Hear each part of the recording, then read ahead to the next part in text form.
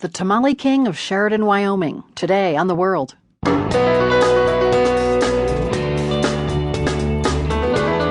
I'm Carol Hills. His name was Zarif Khan, and he left South Asia more than a century ago to start a new life. By 1909, this young man from 12,000 miles away had set up shop selling, of all things, hot tamales in Sheridan, Wyoming. The story of Hot Tamale Louie coming up. Plus, Harry Potter gets reimagined for the London stage, and a black actor is cast as one of the leads. There's been vitriolic, even racist backlash. I understand and I respect people being protective of their favourite characters. The Harry Potter series has been something that a lot of us have grown up with, the films and the books, so I understand. But they need to chill out a bit. Those stories ahead on The World.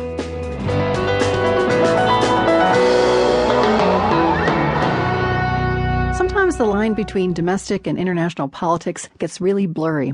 We're starting the show today with an example of that. A couple of days ago, New York Governor Andrew Cuomo announced an executive order. If you boycott against Israel, New York will boycott you, he said. The executive order requires state agencies to divest all public funds from any company or individual with ties to the movement known as Boycott, Divestment and Sanctions, or BDS. Matthew Duss is the president of the Foundation for Middle East Peace. He says on some levels, the boycott campaign hasn't been very effective. The actual economic impact has been fairly minimal. I think there was a report in Bloomberg News the other day that showed that foreign investment is actually increasing in Israel rather than decreasing. But I think that's only part of the story, I think, in terms of symbolic impact. The BDS movement has had a considerable amount of success, and let's recognize that symbolism is a big part of politics. Prime Minister Netanyahu and other Israeli leaders have clearly identified BDS as a threat. They make speeches about it all the time. The Israeli government has committed a lot of money to fighting BDS, and I think Governor Cuomo's statement, the fact that the governor of the state of New York sees BDS as big enough of a deal that he has to issue this executive order is another testament to that. His executive order is a divestment, and it's requiring New York State to divest itself of public funds from any company or individual with ties to BDS, meaning companies that are boycotting Israel. So it's a kind of protest of a protest, isn't it? Right. It is very odd. It's saying that boycotting Israel is inappropriate, so we are going to boycott you in response. Governor Cuomo himself issued an order limiting official travel to North Carolina in response to their law, their anti-LGBT law. So I think in this case we have two different responses to movements that are using economic pressure to change policy. Are you concerned that Governor Cuomo's executive order will succeed in delegitimizing the boycott? I'm not necessarily concerned about that. If anything, I think it's raised awareness and caused even people who don't pay attention to these issues to sit up and say, wait a minute, what's going on here?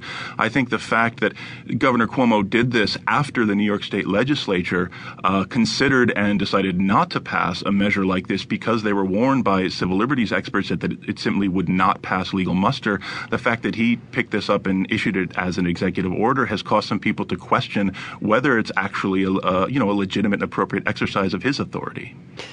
Some supporters of the executive order, they're calling the boycott sort of a form of anti-Semitism, that it's really the demands effectively are saying that if you read the beliefs of the people who founded the boycott, that they really don't believe in a Jewish state to begin with. How do you respond to that? I would say clearly there are some people who are part of the BDS movement who believe those things and have said those things, things that I personally would consider offensive and I would not agree with, and I would disagree with them publicly and have done so.